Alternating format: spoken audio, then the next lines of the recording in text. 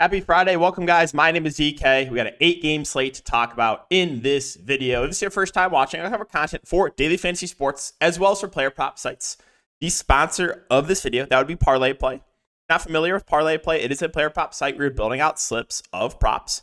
All the different sports that they offer are up top. You can win up to 155x your money. So if you guys do want to give it a try, you can use the code DKDFS or the link down below for a $100 deposit match bonus. If you do click that link and deposit, it does help support the channel. And if you guys look for more content, as always, you can check out my Patreon link down below for DFS or for prop stuff. Been a little bit of a heater lately for DFS, and that continued tonight. Once again, cashed, but this one, look at this, man. Look at this, right? Going into the late game, I avoided the early blowouts. I full stacked Dallas with Brunson, right? All I need, average game from Anthony Davis. An average game from him, right? And I'm a millionaire. Millionaire if I get an average game from Anthony Davis. 25 for 80. 2-5. You mean to tell me that you think that runs worse? Right? Incredible stuff. But still doubled up. I mean, just an average game from AD. So tilting. Props, we full swept the board. Hit both our YouTube plays. Spencer Dinwiddie under 10.5 rebounds plus assist. Jarrett Allen over 14.5 rebounds plus assist. And then the two Patreon plays we hit with ease. Kyrie over 6.5 assists. Devin Booker over 41 fantasy score. Great day overall. One thing I did want to mention. So let's go over a comment that I saw in the last video. And I guess this is going to be like a little motivational talk for you. A little something different here. So let's read this comment from Trey. Good video for beginners, but unless you're watching for his boast or tilts, there isn't much here in the way of stats, stances, or DFS help. He makes a video about how his previous day went, then states the obvious for the next day. Let's kind of dissect that little comment before we get into the breakdown. So, number one, this is a slate starter video. I'm making this video the night before. Guys, a head start the next day. This is not a video that you're going to want to watch 20 minutes before lock when you're making your lineups, obviously. Okay? So that's number one. Number two, I offer a ton more content over on Patreon. I'll say this. If you really want to be a better DFS player, sign up. I can guarantee you will be a better daily fantasy sports player if you sign up for the Patreon. I have a ton of different stuff. We go roster construction videos for the main slate, showdown slate. We have a player pool with if-then statements for all the injuries, and then we recap everything in the live stream. Go through ownership. We go through guys over-owned, under-owned, what the optimal build is, guys I think are going overlooked, all that stuff. So, yeah, a comment like that, of course, it's going to get under my skin a little bit. How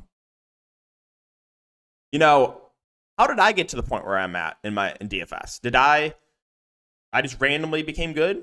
No. I worked my ass off to get to the point where I was. When I first started DFS, no, I wasn't the best player. What did I do? I went and studied what the best DFS players were doing every single night. I went in and looked at their lineups. I wanted to see how they played. I did that for years to become a better DFS player, right? So if you're serious about becoming a better DFS player, you have to put the work in. Now, well, a couple other things, right? So he mentioned it's just for beginners. Okay. Calvin, Patreon member. Last night, he won over $46,000. He's a great guy. And you know what? He puts the work in. He did exactly what I recommended to become a better DFS player. He goes and grinds, and he goes and reviews how the top players play each night. And he deserved this win. He won $46,000. This is just from the last 2 days from Patreon members.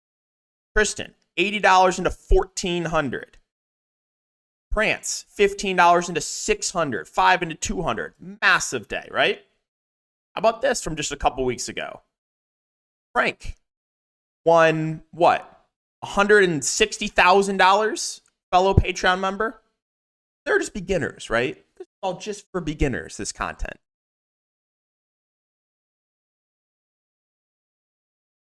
And you can say the same about my YouTube channel, right? How did I get to the point where I'm at? Did I just randomly get all these subscribers? No. For 2 years, you guys followed me from the beginning, I did everything for free. Grinded videos, grinded live streams, answering questions on Twitter every single day. Then, when I decided to do my Patreon, I was working a full-time job still. I worked 18 to 20-hour days because I wanted this so bad. So, yeah, of course, a comment like that's going to get under my skin, right? I think it's just a loser mentality. You're losing in DFS, and you're just going to leave snarky comments in people's posts. Oh, this is just for beginners. So, if you want to become a serious, better DFS player, sign up below. There's a little motivation for you. All right, let's talk about this 8-game slate. Pacers and Hawks first game. Now, obviously, this is a game that has a super high total. What's the exact total here? Remember, though, guys, just for beginners, this content. 252.5 over under, right? So without Tyrese Halliburton, you're going to get McConnell and Nembhard splitting the point guard position. Nembhard was a massive chalk bust last slate. 26 minutes, shot 1 of 8, only 13 fantasy points. McConnell came off the bench, played 22 minutes, had a much better game. Obviously, I have interest in both the guards. I think I'm going to prefer whoever starts. So if it's Nembhard again, I think you got to give the edge to him. I don't think you can expect him to shoot 1 of 8 again. Miles Turner obviously gets a usage bump without Halliburton. He played 31 minutes, had a decent game. He looks good in an up-tempo game. And these wings all look solid. They're going to look better if Jalen Smith is out. Jalen Smith's currently questionable. But yeah, guys like, Mathurin and Bruce Brown and Hield and Naismith and Toppin, their minutes are all way more secure if Jalen Smith does not play. Like Obi Toppin started last game, played 28 minutes, right? So we know the Pacers, they ride the hot hand with the wings. But if you take out one guy from the rotation, it's going to solidify the minutes for those wings. So everyone would look better if Jalen Smith is out. If Jalen Smith is in, these guys are still in play, just a little riskier, right? No guarantee the minutes.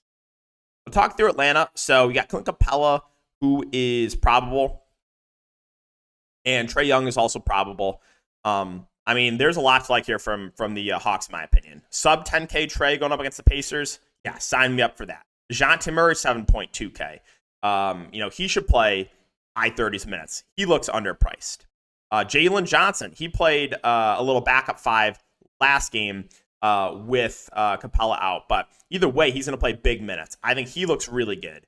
Bogdanovich and Bey are solid plays. And Capella and Okongwu are going to split the center position. So, a lot to like here for Atlanta. But yeah, remember, this breakdown, right? Just stating the obvious here. Just stating the obvious in this video. It's for beginners. Only watch this if you're a beginner, right? Only. Sacramento and Philly. So Kevin Huerter is questionable. That's somewhat significant. If he's out, I would assume you get Duarte starting at 3.9K. And then probably a minutes bump for those other wings. I think a little more run for a guy like Trey Lyles as well. As far as the top end guys go, well, you got Sabonis going up against not Joel Embiid. So we don't have to worry about foul trouble really for Sabonis. He was on pace to break the slate last game. Massive blowout. But yeah, Sabonis looks good. Fox at 9.1K obviously has a ceiling. I do think I slightly prefer Sabonis to Fox. Keegan Murray's been playing really well of late too. His minutes also been way more secure. I think he's firmly in play in the mid-range. Malik Monk at 6.2K. Minutes have been a bit better of late for him as well. I think if Kevin Huerter's out, his minutes will be a bit more secure. He has a pretty high ceiling. Barnes is reasonable. I feel a little bit better about his minutes if Huerter's out. We mentioned Trey Lyles at 3.7, right? I would also feel a little bit better about him if Kevin Huerter does not play. Let's talk about Philadelphia. So was all over Maxey last slate. That worked out in a big way. I preferred him to Rozier as far as like the high-owned guys went. Yeah, still like Tyrese Maxey here. Listen, he's going to play huge minutes in a competitive game, up-tempo matchup. I think he looks really good here. Tobias Harris is 7.2K, had a really solid game. He should play mid-30s minutes. Nice eligibility there. Melton, in his first game back, only played 21 minutes. I want to keep an eye on this, see if there's any sort of news, if he's still on a limit or whatnot. We never really got news on that last slate either. If they're going to continue to limit Melton, I think Oubre is playable at 6.3 with the eligibility. Played 32 minutes last game. Paul Reed, 5.5K started, but only played 19 minutes. They also did play small because you didn't get the full 48 for Reed. Bamba did play 14 minutes and have a really good game, but they played some small ball with Batum and Morris. 4K for Marcus Morris, I think is an okay value play. Nick Batum at 4.1K, played big minutes. Like I said, if they're going to go small ball, these guys do look a lot better. And then Patrick Beverley's 3.8K. He'll be in the rotation. That's been a little bit up and down. Like, he only played 13 minutes last game, which was a little bit surprising. Houston and Detroit. No Eason, no Dylan Brooks. So Şengün, 8.4, Van Fleet, 7.9. Okay, this is a great spot for both. Obviously, really like the ceiling here on Şengün. I think he's underpriced. Van Fleet had a huge game last game. Again, they're both going to play big minutes. So Van Fleet's going to play like 40 minutes a night. Jabari Smith, can't wait to lose some money on him. Every time I play him or take overs on props, he does this. If I fade him, then he does this. Incredible, man. But he played 47 minutes last game. Again, without Eason, his minutes are way up. I would expect, I think you can project him from mid to high 30s minutes. And in this matchup, I think he's going to stand out as a pretty decent play. So again, can't wait to lose more money with him. Jalen Green, indifferent on him. Jayshawn Tate continues to start, continues to be disappointing. Only played 18 minutes last game. Some of these bench guys, Cam Whitmore played 33 minutes last game. That is something to note. Not sure if that happens again, but he's been playing relatively well off the bench, and we know he's going to chuck when he's out there. Rest of Houston, Ben Thompson, Green, Holiday. Now for Detroit, still no Cade.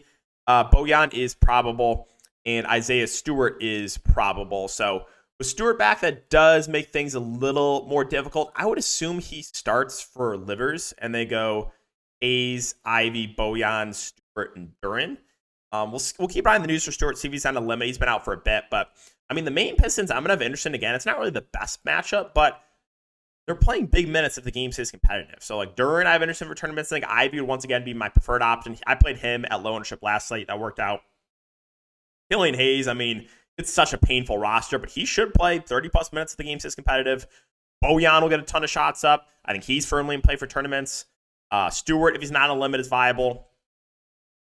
If you think Detroit gets destroyed, then you can maybe look to a guy like Marcus Sasser. The price is up on Burks to the point where I don't know if I can get to him. All right, Clippers and Grizzlies. So a fully healthy Clippers team, they're always kind of tough to prioritize. Harden, George, and Kawhi are all viable. Zubac, I will mention, his minutes have ticked up in competitive games. He's been playing around 30 minutes in competitive games. I do think he's interesting. I do like him. I think he's my favorite Clipper. Westbrook feels a little pricey. Powell and Mann are more secondary plays for me. That's about it on the Memphis side. So this is where things get interesting. No Marcus Smart, no Aldama, no Derrick Rose, no Ja, obviously, sadly, out for the season. Biyombo got released.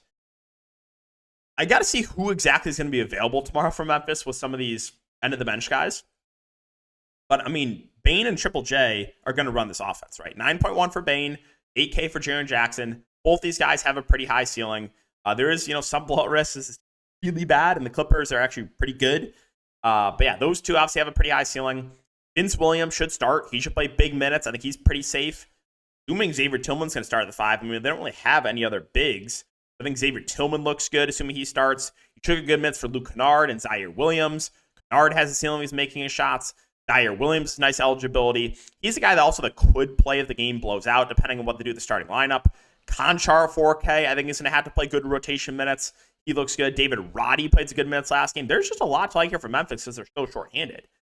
And then, as far as the backup big goes, they might just play some Jaren Jackson as the backup 5. Maybe you see some Jake LaRavia.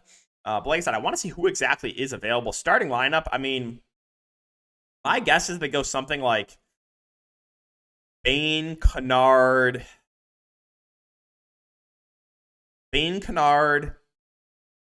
Vince Williams, Jaren Tillman, maybe? Start Bane at the point. I don't know. But you're definitely going to want some interest in Memphis. Charlotte and San Antonio. So no Gordon, no Mark Williams. PJ is doubtful. Cody Martin is questionable. So the big news, obviously, is LaMelo. If LaMelo plays, then there's not a ton that I love here because I'd assume LaMelo will be on some sort of a limit, and then it could be kind of tough to get to the other guys. So if LaMelo's out, then yes, we can consider Rozier and Bridges. They're going to run the offense if they can keep it competitive. Nick Richards should play big minutes at the 5. I think he would be decent. And then, Cody Martin will keep an eye on his status as well. If he misses, more minutes for guys like, Thor, McGowan's, Nick Smith Jr. Keep an eye on those two pieces of news. For San Antonio, Zach Collins still out.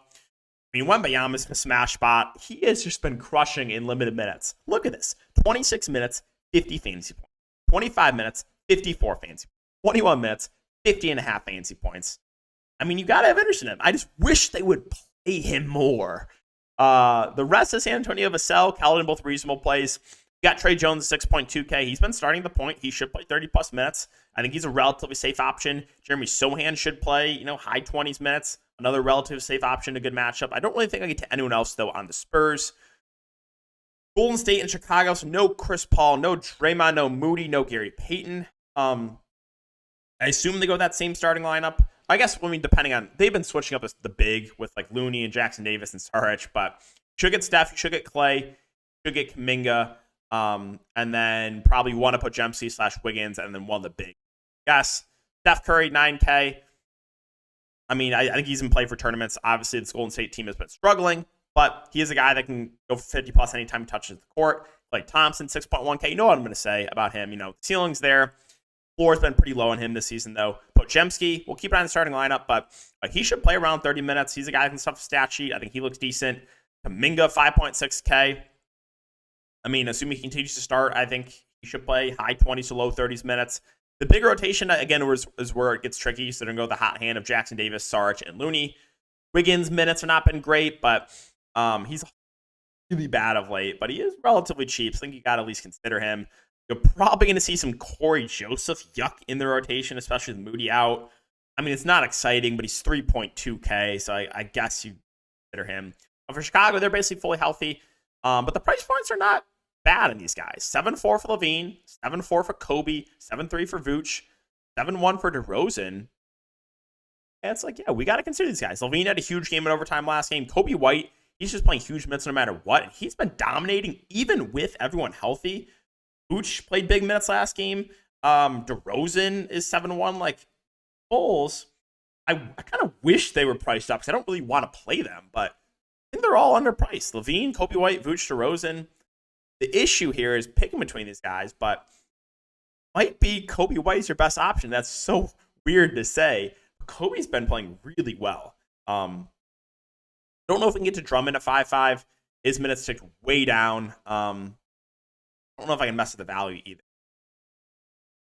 Couple games left for Orlando and Miami. Franz Wagner out. Wendell Carter Jr. is questionable. If Wendell Carter Jr. is out, you should get Goga and Mo Wagner splitting the center position. If Wendell Carter Jr. is in, then I'm probably going to stay away from both bigs. As far as the rest of Orlando goes, well, Paolo's been playing huge minutes in competitive games. Last game was a blowout. Not really the best spot for him, but clearly a ceiling. Jalen Suggs, price point, doesn't really stand out. Cole Anthony's price point doesn't really stand out. You'll get Okeke most likely in the starting lineup. If he continues to start, he's fine, but he's been pretty disappointing. I don't think I can stomach like Caleb Houston. It's a pretty gross team right now.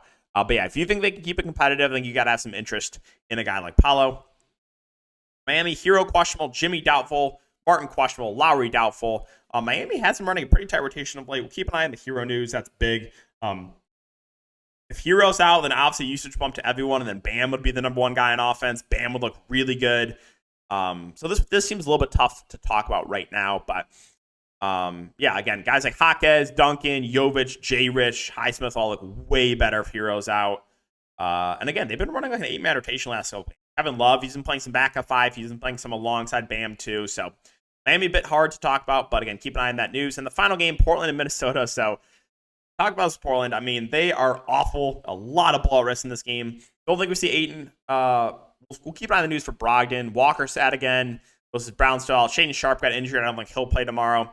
Listen, if you think they can keep it competitive, you want to look to guys like Simons and Grant and Scoot, Wap Reith, those guys. If you think Portland gets absolutely destroyed, then you can look to maybe like a Tumari Kamara or Ibu Baji. Those are two guys that will be in the regular rotation. And if the game blows out, they also have closed back-to-back games that have blown out. Ibu Baji and Kamara. Really gross team. A lot of blowout risk, but definitely a ceiling with the main guys. If you look at the first half rotation for the game tonight for Portland, they play their main guys big minutes. It's just a matter of can they keep it competitive on the road in Minnesota. On the Minnesota side, you got Rudy Gobert questionable. That's pretty significant news. If he's out, it's going to open up a lot. Obviously, Karl-Anthony Towns look way better. He was someone I was super high on last night because when he plays the 5, he's just a completely different player. You also got Slow-Mo in the starting lineup. He would look way better, and you got more minutes for Naz Reid. So this team would look a lot better if Gobert is out, but there's a lot of blowout risk as well. So I like all the main guys. Again, if Gobert's out, it's Cat the benefits, it's Naz Reid the benefits, it's Slow-Mo the benefits. You have Conley back, so I don't think we can get to like NAW. But we'll keep an eye on the Gobert news. All right, guys, so that's going to wrap up the video. Hopefully, all you beginners that are watching this enjoyed. If you do, make sure to like, subscribe, hit the notification bell, and we'll see you guys all in the next one.